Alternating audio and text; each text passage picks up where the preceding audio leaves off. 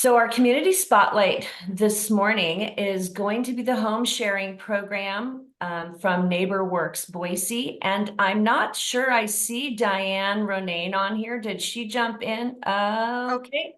it's me under Jessica. Hi. Okay. Okay, Jessica. So Jessica Buster is going to be our presenter this morning, and a little bio on Jessica is working toward her Master's of Science degree in Public Health at Boise State University. In her part-time work for the NeighborWorks Boise HomeShare Hub, she facilitates the efforts of home seekers and home providers to safely and efficiently use the hub to enable a mutually beneficial match. So Jessica, we're excited. Take it away. Perfect. And Diane is with me as well. So Hi, um Diane. we're doing a little double trouble here. So Love it. let me just Jessica, do you want me to share your slides or do you want to share them? Either way. I am able to share them. So Wonderful. I believe I'm doing that right now. Oh, and You see your Zoom background? yes. There we go. Yeah. I was like, I know we'll get there. All right. Alrighty. So Diane and I are really excited this morning to talk about one of our newer programs here at NeighborWorks Boise, which is called the HomeShare Hub. So just a brief overview of NeighborWorks. It is an affordable housing nonprofit organization that works to create innovative housing solutions for underserved populations, and that is through strategic partnerships that contribute to building stronger communities. So NeighborWorks has been around for over 40 years now and has several programs that focus on affordable housing solutions, education, and revitalization of neighborhoods in the area. In their 40 years, they've educated more than 2,200 students, provided over 1,200 home loans, and provided 282 affordable rental units. So these are just some of the programs that are offered by NeighborWorks that work to serve the community. And notably, you may have heard of Break Up Boise or Paint the Town. These are just a few volunteer-driven events that work to help community members retain and maintain their housing. So today we'll be talking about one of our newer programs that also focuses on affordability and owners retaining their housing. Our HomeShare Hub officially launched in January of this year, and with the goal of helping homeowners find renters in the area. So you may be asking, what is home sharing? So it's an arrangement by which two or more unrelated people share a dwelling within which each retains a private space. Home sharing is not a new concept, and it's actually been practiced in the United States for over a century. Typically, we might just call it something else like co-living or having a boarder. And home sharing arrangements can vary. Typically, they're seen between a homeowner and a renter. However, home sharing can be also two or more people renting a house or an apartment together. So there's a lot of variability in that. And when we look at why home sharing is important in our community, by establishing a home sharing program, we can offer stable housing when the cost of living continues to increase. So for those who own their homes, this may be to combat increasing property taxes or to help pay mortgages. For those looking for space to rent, a lot of data for Idaho has shown that rent and wages are not continuing to increase in tandem. And this is making it harder for individuals to afford housing. In fact, this is leaving many individuals, such as students and those that are in the labor force, to become rent burdened. And this is when a household pays more than 30% of their income, and that's going towards housing. So the rewards of home sharing span across all generations. Data from a recent AARP survey has indicated that many seniors wish to age in place. So this means that they would like to remain in their homes for as long as possible. So home sharing can help owners who wish to age in place continue to live independently in their homes, but with the comfort of knowing that someone is available to be there if needed. Additionally, data from the CDC indicates that older adults are at a higher risk for experiencing loneliness and social isolation. And subsequently, individuals who experience more loneliness and or social isolation have increased risks of experiencing adverse health effects. This includes heart disease, stroke, dementia, and even premature death. So on the renter side, home sharing provides another option for perhaps visiting professionals in the area that are looking for a flexible rent arrangement. And just in general, renters that participate in home sharing may be able to trade labor around the house in exchange for little to no rent. Overall, home sharing aims to provide another affordable housing option. So we know there are many, and this is by making use of extra room, particularly in single family homes, and provides space for limited income renters and that extra income for homeowners. So specifically in our area, based off of the data that we've looked at, we really believe a home sharing program could be most beneficial to senior populations and then those below 80% of the average median income. And you may be asking who uses home share. So they can vary. The arrangements really are anything you want them to be. We generally like to think of home sharing between a provider. So this is a person or persons with extra space, and then a seeker. This is a person or people looking for housing. So providers can have one or more bedrooms, mother-in-law suites, additional dwelling units, a garage apartment, any extra space in their area. And then seekers could be someone who would just like to pay rent that's less than a third of their income. They can be newcomers to the area, students, visiting professionals, and really those who want to rent before buying. There's a lot of different scenarios. So it's not really limited to just one type of arrangement, which is great. And then there's many home sharing benefits that we've seen, and these vary based on these different arrangements that can happen from a home share. So from a financial standpoint, providers are able to earn that extra income, and then seekers can find a more affordable living arrangement. From a social standpoint, home sharing can provide community and connection, and in some cases even has the potential for cultural exchange. It can also provide a sense of security. This is from living with another individual. And lastly, it fosters sustainability or sustainable living by utilizing already existing housing stock in the area.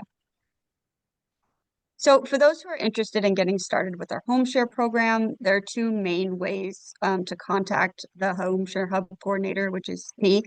So you can either inquire on the website through our email, or you can just call the number directly on the slide, and that is my direct line. So yeah, anyone interested, the QR code will also link to the website. So at NeighborWorks Boise, our role in home sharing mainly is to help participants find housemates, and we want to keep intentionality and safety in mind. So our program contains a detailed application. This includes living and housemate preferences, and our team uses that to help both participants find a compatible match. So we're here to help with the application process, facilitate meetings between potential housemates, provide trainings for renters and landlords with specific kind of things to consider when you are sharing a home with somebody.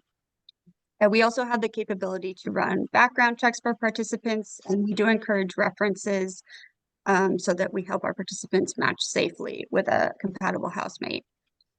And if and when participants do decide to enter a home share agreement, we encourage a 1-week living trial to kind of test home sharing together before finalizing that living agreement that our program provides. And the living agreement is very similar to a lease agreement. It just has a little more on it that encompasses, you know, chores or specific preferences in the home. And when a match is made, our team will continue to follow up with participants. We do this frequently, every few weeks or so, and then monthly, to provide support and make sure that our matches are doing well. And I will pass it over. Thank you guys for listening, and I'll pass it to Diane for some of her lived experience. Hi, my husband and I, Gary Richardson, when I was 40, we bought a house in the Boise foothills, the lower foothills, and it's 3,000 square feet. Both of us had lived with people in college and after college. we had experience sharing homes with people, and we thought, well, why don't we just share our house with everybody that, we know, basically. And we knew a lot of people. We were both journalists. We were both activists, and all of a sudden we had people living with us, within a month after we moved in. And we have ever since. We've had dozens of people living with us over the years, and it has been a real joy. These are people, some of them have remained in Boise where they're still good friends. We see them now and then and have them back over for, a drink on the deck or whatever. But we have a house that has enough shared and enough private space in it that everybody feels comfortable. And that's important. We have 2 floors. There's one of these slides had a picture of our house in it. And there's an entry door that goes into a family room that has a hallway out right coming off of it, and a bedroom and a half bath and a big closet in that little suite. And then we also share rooms upstairs because during COVID or before COVID, we had a gentleman live with us who is a visiting professor of geology at BSU, and he's from Beijing. And at the time our suite was occupied, but our friend who referred this man to us said, well, do you have anything? And we said, well, we have a guest room upstairs. And so Saucha came over and he took a look at it and he said, this is great. So he moved into our guest room and was very happy there. We've had people living with us. We have a man who, as a child, was born in Iraq, and his family fled to Syria when he was quite young. They ended up in the United States, and eventually his sister moved out here, and then 2 of his brothers, and pretty soon we had this little Iraqi community here, and the 2 brothers have lived in the suite now for 3 years now. We have also had a nun who was an American Jewish woman who became a Buddhist nun. She now works very closely with the Dalai Lama. She stayed in our house for about about 6 months while she was looking for some property to start a monastery down here in Idaho. I could go on and on about all the neat people that we've had, but if anybody has any questions, I should say, we do have 2 rules. I don't know if you can read this or not. I don't think so. I show this to people when we're interviewing them. We've always had people come to us through referrals, by the way, personal people that we know. This program with NeighborWorks is brand new, and it is equally as secure. It's very positive for everybody. This says a home should be clean enough to be healthy and dirty enough to be happy. And basically that's what our philosophy is. We also have another sign that we post, which is a quote from Proverbs 27:14. It says, he that blesseth his friend with a loud voice, rising early in the morning, it shall be counted a curse to him. And we have that kind of an attitude toward folks. We just want to have everybody as comfortable as they can be. If there's any issue, we say, tell us about it. We'll work it out. So I don't know if there are any questions, but I'd be happy to answer them, and so would Jessica. Does anybody have any questions for them specifically? It was a great presentation, and I think the awareness of knowing this program exists here in the community is so very important. Working as facilitators, basically what you're doing, trying to match and bring people together without it being such an obscure, shot in the dark for people that are looking for placement or places to move to. So I think it's wonderful you add a personalization to that of a lot of care. Elizabeth Edwards did ask, do you work with veterans? I don't know if she's looking specifically, but is that a question? Do you get a lot of veterans, military veterans, that you could come into your program for placement? I haven't had, I don't believe any yet. That being said, our program doesn't have any restrictions for inquiries, so it's absolutely something we would work, a population we would work with. Yeah, it's anybody who wants, who's interested. Yeah, and I heard you talk earlier about AmeriCorps volunteers. For sure, we could house AmeriCorps volunteers when they come in. I know that it's a difficult thing sometimes to find affordable housing for AmeriCorps volunteers, but this is a perfect program for that if there's someone who has a home in the place where the AmeriCorps volunteer is assigned. I think what's really beneficial in our space particularly is helping those seniors feel comfortable about being able to share their homes and have a company like a third party come in and assist in that program. Is there a fee to participate from either the provider or the seeker since you're providing additional resources? Not currently at this time. We want to get this program kind of off and running. And so as of right now, we are including background checks for both parties that's just included with the application process. So I don't know if that will change in the future based on, funding and things like that. But at this time, we're trying to make this as easy as possible for both participants to, get what they need. Yeah, I think one last question that we had so we can wrap this up. Not that we don't find you very valuable, we certainly do. We just need to stay on task for our next presenter. But you guys are doing a wonderful program. But I do have one more question by Kathy Lucina. Can you accommodate those with disabilities, or do you have places for that? So that is something that a provider, we do site visits to the provider's home, and that is something within that site visit that we can inspect. And if that was the case, that they could accommodate an individual with a disability, that could be listed on their profile. That's wonderful. Well, Can you go back to one slide just so people can get the contact information really quick? There's a request for that. Maybe. Whoa. Maybe. Okay. This There is we the go. contact. Oh, there, that's perfect. And to anybody that wants to reach out specifically to, I know that I also have Jessica and Diane's contact information. So if somebody's missing something on the slide, feel free to reach out to me and I can connect you with their emails and whatnot so that you can get further information from them. Yep.